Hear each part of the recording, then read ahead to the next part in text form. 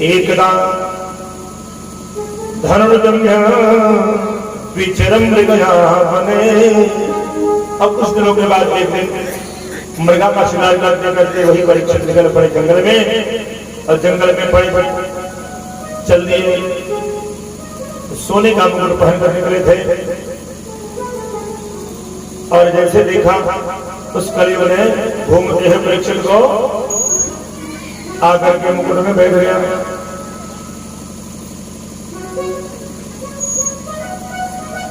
जबकि परीक्षित ने जो सुवर्ण का स्थान दिया था वो यह कहकर दिया था कि जो चोरी से सोना लाया गया हो, हम आपको बता दें कि जरासंध का मुकुट था, जिस जरासंध के मुकुट को भीम चुरा कर लाए थे। जरासंध के मृत्यु के बाद सहदेव का राज्याभिषेक करके उसके मुकुट को लेकर आए थे, वही मुकुट परीक्षित ने धारण किया था। और जैसे कलयुग सर पर बैठा, बुद्धि भ्रष्ट हो गई, प्यास लगी, और प्यास इतनी तेज लगी कि लगे घूमने जंगल में। पहुंचते पहुंचते पहुंच गए शमीक ऋषि के आश्रम पर। और जब पहुंचे तो यह कलिकाल मलायतन मन कर देख विचार, श्री रघुनाथ नाम तज गाहि ज्ञान धार। लंकित मर्यादा पहले आए, समित ऋषि को जगाए, उठाए, बुलाए, अरे भैया मुझे बहुत जोर से प्यास लगी है, सुधा के पास आकर गए ना, बहुत जोर से प्यास लगी है, मुझे पानी पिलाओ। समित ऋषि साधना में बैठ करके प्राण अपान उदार ज्ञान समान सबको ब्रह्मांड में स्थापित कर लिया। यहाँ ब्रह्मांड में कुछ पता ही नहीं चल रहा था कौन खड़ा है कौन चला गया। हिलाया बुलाया, परीक्षित नहीं पता चला, धमकाया, मूर्ख, मैं राजा परीक्षित, मैं तुम्हें आदेश देता हूं कि मुझे पानी पिला, फिर भी समित ऋषि ने नहीं सुना। तो इति लंघित मर्यादा, तुरंत कलयुग के प्रभाव कारण उन्होंने मर्यादाओं का हनन किया और एक मरा हुआ सर्प उठाया, बाण की नोक पर उठाया और गले में डाल दिया, सर्प को डाल दिया। लेकिन समीप के आश्रम में रहने वाले कुछ बच्चे सीधे पहुंचते हैं श्रृंगी ऋषि के पास, जहां वो जल में स्नान करते थे। जाकर बच्चों ने कहा कि आपके पिताजी गले में राजा परीक्षित ने मरा हुआ सर्प डाल दिया है। वहीं से हाथ में जल लिया उस बट कुमार ने, कहे तिलंघित मर्यादा हम तक्षक सप्तमेहनी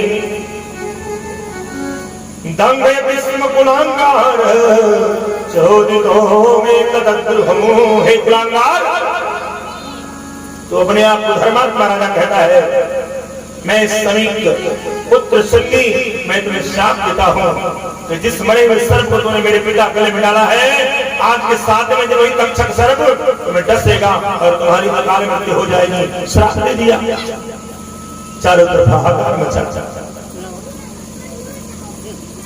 अवश्य में भोक्तव्यम कृतम कर्म शुभाशुभम नाक्षीयतम ना भुक्तम क्षीयते कर्म कल्पकोटि सतैरपि।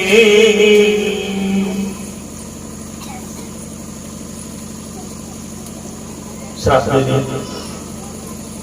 तो श्राप का क्या हुआ, जैसे पहुंचे राजा धर्मात्मा परीक्षित अपने घर में, अपने महल में मुकुट को उतारा और मुकुट उतार करके अपने की हुई गलती का पश्चाताप करने लगे।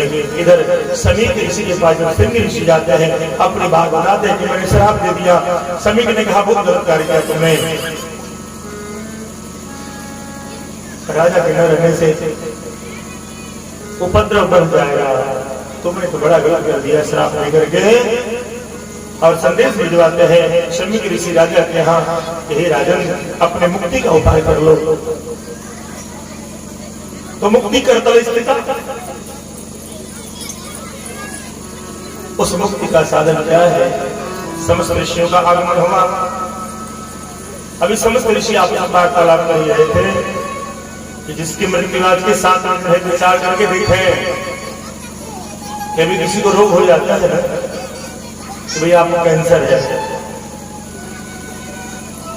मरना सुनिश्चित है, कब मर जाएगा कोई गारंटी नहीं है, तो भी एक ऊहापोह में जीता रहता है कि चलिए हो सकता है कम मरेंगे। यहाँ तो निश्चित है कि 7 दिन नहीं मरेंगे। दिगंबरम वक्त्रं विकीर्ण केश प्रलंब बाहु सरो मरोत्तमा। वो दिगंबर समस्त ऋषियों का जैसे आगमन हुआ परीक्षित के कल्याण के लिए, तो बड़े भाग जब जाने मिलने आए संत। एक धर्मात्मा राजा के लिए समस्त ऋषि अपने आप आए कि राजा परीक्षित का कल्याण कैसे हो। अब वो निश्चित नहीं कर पा रहे थे कि राजा परीक्षित की मृत्यु तो 7 दिन होगी, वो भी तक्षक नाग से होगी, अकाल मृत्यु होगी, कैसे बचाया जाए, क्या किया जाए। तब तक सुखदेव जी का आगमन हुआ। बोले सुखदेव जी भगवान की बड़े भाग्य जब जानिए मिलने आए संत। जब कोई संत अपने से चलकर आप घर आता है तो जानिए कि आपके प्रबल भाग्य उदय हो गए हैं, क्योंकि संतन को मिलबो करो सब कष्टन को अंत। सारे कष्टों का अंत हो जाता है जब संत अपने से चलते आता है। अच्छा मानी संत आपके घर अपने से चल कर आया और आप संत के दर्शन करने जाते हैं तो संत दर्श को जाए तजी ममता अभिमान। जस जस पग आगे बढ़े फल कोटि यज्ञ समान। यही रख दीजिए, मैं बहुत बड़ा आदमी हूँ, मैं धनवान हूँ, ज्ञानवान हूँ, नहीं तब मत जाइए। अहम सिद्धि नाम योगी नाम परमं गुरु। अपने गुरु का दर्शन करने जाना हो, संत महात्मा का दर्शन करने जाना हो, आप जानिए कि मेरे पास कुछ नहीं है। चक्रवर्ती सम्राट दशरथ जी के पास सब कुछ रहा। कहते थोड़ा बहुत चाहिए तो किसी के पास चले जाइए, और मुक्ति चाहिए, बहुत कुछ चाहिए तो अपने गुरु के पास जाना चाहिए। गुरुदेव का आगमन हुआ। निरीह होकर के प्राण संकट में आया जानकर के परीक्षित ने कहा, हे योगियों में परम गुरु सुखदेव जी महाराज, जब मरणासन व्यक्ति की मृत्यु निश्चित हो जाती है तो उस मरने वाले व्यक्ति के लिए क्या करना चाहिए। आइए सब मिलकर के चलिए सुखदेव जी महाराज के आगमन को मंचासीन करते हैं। सुखदेव जी मंचासीन होते हैं। हरि कथा सुनाने वाले प्रभु कथा सुनाने वाले, तुमको लाखों प्रणाम, तुमको लाखों प्रणाम, तुमको लाखों प्रणाम, तुमको लाखों प्रणाम, तुमको लाखों प्रणाम।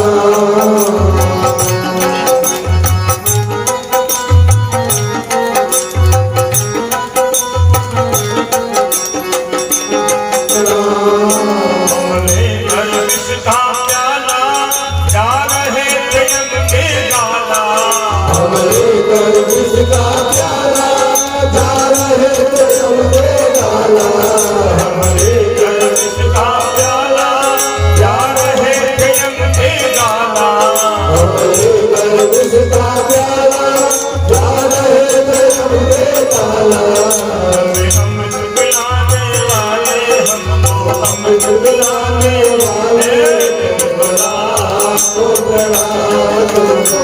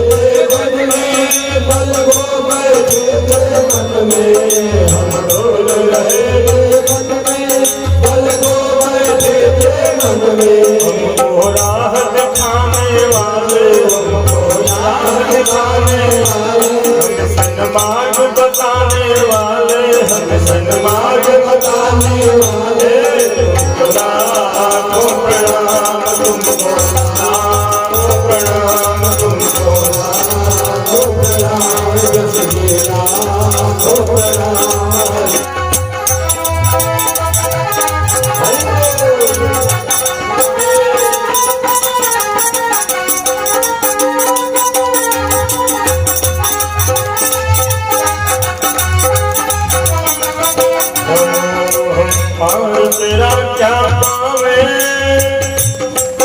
बस शीश झुकाए चाहे हमारे तेरा क्या पावे बस शीश झुकाए चाहे हनुमान बताने वाले सन्मार्ग कराने वाले सन्मार्ग बताने वाले मिलन कराने वाले बोला तो प्रणाम बोला तो प्रणाम बोला ओ प्रणाम बोला ओ प्रणाम कथा सुनाने वाले प्रभु की कथा सुनाने